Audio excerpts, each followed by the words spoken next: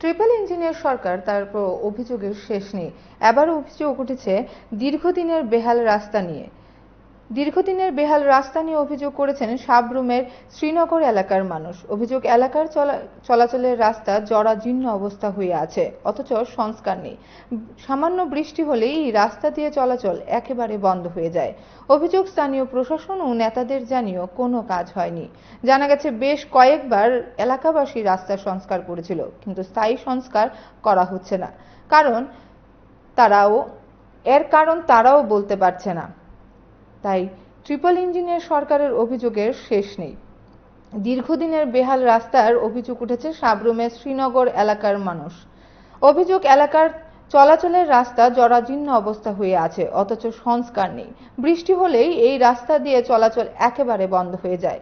অভিযোগ, স্থানীয় প্রশাসন ও নেতাদের জানিয়েও কোনো কাজ হয়নি। জানা গেছে, বেশ কয়েকবার এলাকাবাসী রাস্তা সংস্কার করেছিল, কিন্তু স্থায়ী সংস্কার করা হচ্ছে না। তার কারণও বলতে পারছে না এলাকাবাসী।